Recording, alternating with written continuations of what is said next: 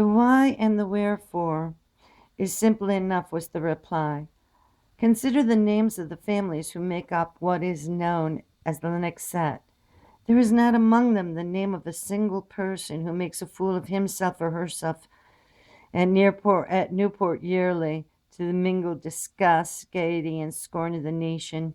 In other words, neither the rich family in and making a monkey of itself to gain publicity, nor the rich family just on the edge and doing all sorts of extraordinary things in an effort to break in, is of the Lennox crowd.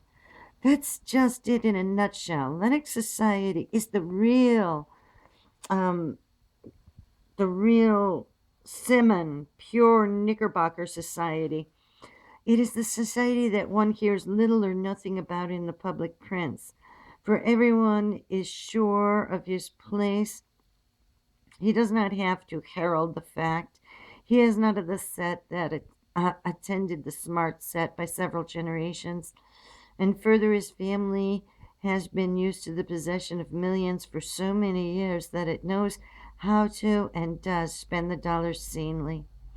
Has the country at large ever heard much about the John Sloaneses, or the Douglas Sloaneses, or the Edward Whartons, or the Folsoms, or the Thatcher Adams, or the William Armstrongs, or the Robin Tituses, or the Shimmerhorns, or the Cuttings, or the Frothinghams, and the Burdens?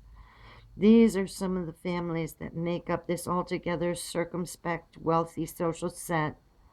About the only member who has ever been strongly before in the public is Anson Phelps Stokes.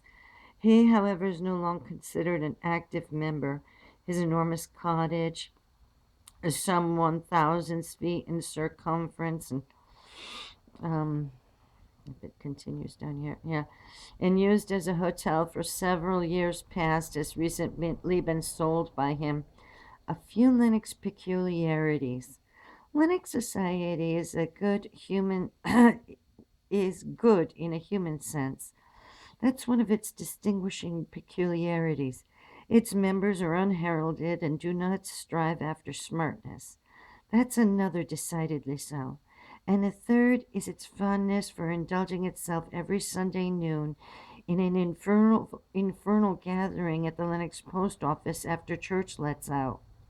Here, as they wait for the letters to be distributed, I think we have to go back up, hopefully be able to get it.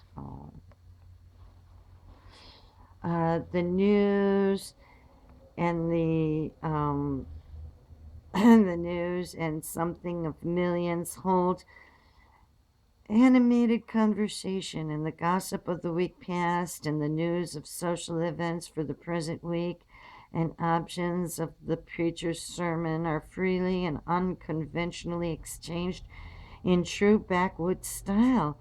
Have you ever waited in your native town for the mail to be distributed on a Sunday noon? Then you know better than words can set forth how Lennox society carries on at this time.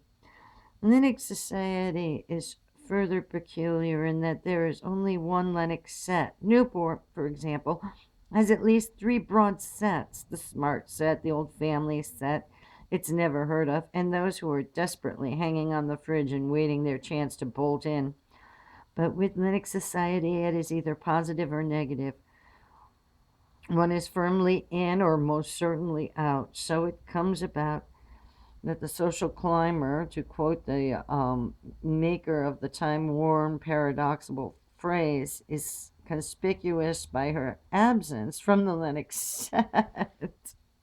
And what a blessed relief that must be to the set itself. Four distinct peculiarities, yes. There is a fifth. Quite a number of independent spinsters are prominent in the set. Mrs. Clement Furness, have you ever heard the name? Is one.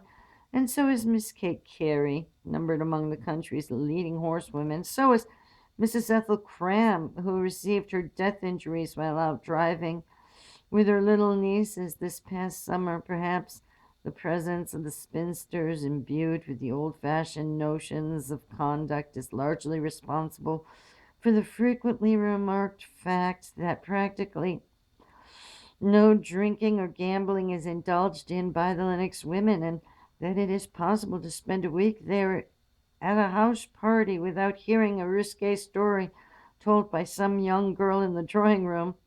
And the Lennox set delights in picnics in the fragrant pine woods of the great estates embracing whole mountains and valleys, and it loves to drive over the splendid roads that mark the Berkshires, even today, clinging to coaches and well-appointed drags and spurring with fine scorn the fourth and fifth and 60 miles an hour automobile, and the lawn reception is a common form of amusement, while private theatricals are most spectacular, uh, and etc. And then I think there's just one more. Let's see what happens here. Da, da, da, summer and fall. But to get back to the Lennox house parties, oops, it's possible.